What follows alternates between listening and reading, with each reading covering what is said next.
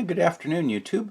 Let's continue our look at the litter issues associated with Levi Stadium and San Tomas Aquino Creek and Trail. This will give an idea of how the stadium management company views the environment, with the creek being the most sensitive aspect of the stadium's local environment. This is a copy of the Stadium Environmental Impact Report. I'll put a link in the video description. And from the Stadium EIR, page 365, the Santa Clara Valley Water District, who's responsible for San Tomas Aquino Creek, expressed their concerns about litter from stadium operations. September 28, 2009, comment from the Santa Clara Valley Water District regarding controlling litter generated from stadium operations in San Tomas Aquino Creek.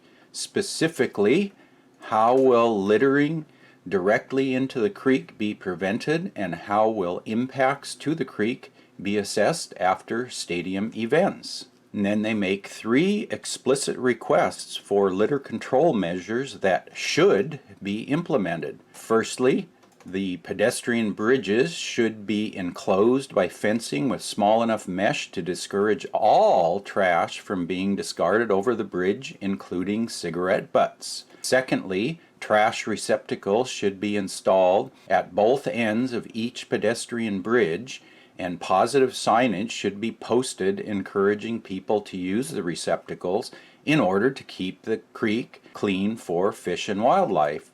Thirdly, monitoring of the stream at the pedestrian bridges and the Tasman Drive Bridge crossing using the Regional Water Quality Control Board's Urban Rapid Trash Assessment Protocols should be done both the day before and the day after events to document trash accumulation information. If trash is increased after an event, predetermined mitigation measures should be implemented. So a few observations. One is that all trash should be kept out of the creek. Not some, not most, but all. And the use of the word should.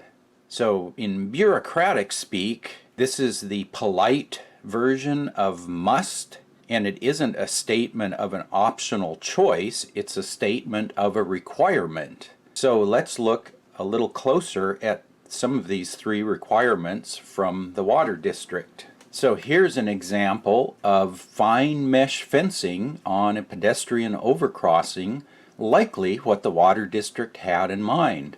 And in my opinion, this sort of fencing is needed around all portions of the creek accessible to stadium patrons. Just like what I showed surrounding the landfill in the prior video, this would keep wind-blown trash from escaping the stadium venue. And this is needed to prevent all trash generated from stadium operations from reaching the creek. Coming in to clean up the day after the event is too late. The trash is already in the creek. And this is the document with the Rapid Trash Assessment Protocol described, and there's a link in the video description. And for those of you not familiar with the area, San Tomas Aquino Creek enters San Francisco Bay a few miles north of the stadium. You can note, at the recommendation of the San Francisco Bay Region Water Board staff, all Bay Area urban creeks, lakes, and shorelines were placed on the State Water Resources Control Board 2002 monitoring list due to the potential of trash to impair water quality.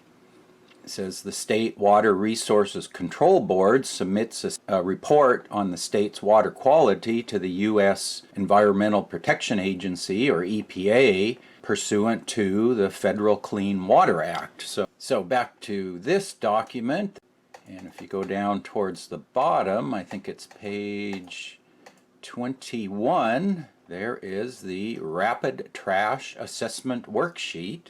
And you can see Surface Water Ambient Monitoring Program, San Francisco Bay Regional Water Quality Control Board. So this is the document that was referenced in the Water District letter to the stadium. And just a couple of points to note here. We'll just check off a few. Level of trash here, number 1. Trash distracts the eye on first glance. That's poor condition. Number 2, actual number of trash items found. Over 100 trash items found based on a trash assessment of a 100-foot stream reach. So there's that. And down here, second page, illegal littering. Large amount, more than 50 pieces of litter within the creek and on banks that appear to originate from adjacent land uses. So what we can do here is let's take a look at about 100-foot stretch of the bank. This is actually the opposite side from the creek, but I'm not legally permitted to go down the creek bank, so I took this picture from the bottom of the levee. The creek's just on the other side over here, and this is the creek trail, and this is one side. I think I can count 50 or probably 100 pieces of trash there pretty easily, just in the foreground, you know, let alone going up here in this area. And I've seen this trash blow from here. The wind blows from the left to the right, and that trash is caught here. So I would say that Levi Stadium fails on multiple items in the checklist, and illegal littering is spot on. And note that illegal means forbidden by law or statute. Why is the stadium allowed to break the law with every event? Okay, let's look at the stadium's response to this letter, and that's on page 159, response to comments from Carol Foster, who was with Santa Clara Valley Water District.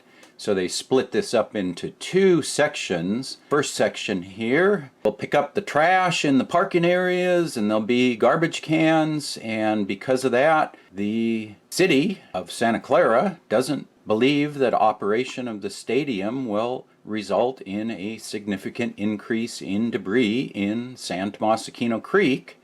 And then the second part was the specific requirements that they laid out, the question and the 3 requirements, and there it goes. This comment is noted. So from that, it's hard to tell if the plan was to follow these 3 requirements or to ignore them. There's nothing here. It goes on to the next comment.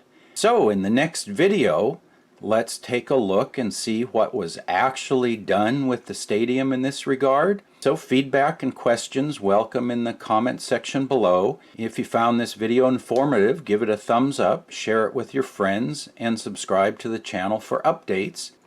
Just leave you with this glorious look. Here's the pedestrian access bridge to the stadium, and this is clearly visible to patrons entering and exiting the stadium, and also to anybody using the creek trail up here to enter and exit the stadium. And this has been there for over a year, just increasing every single event. There's more and more trash, and I have specifically contacted the stadium about this trash, and the water district has contacted them about it. This was supposedly picked up, and it's still there. So just leave you with that, and we'll catch you in the next video. As always, thanks for watching.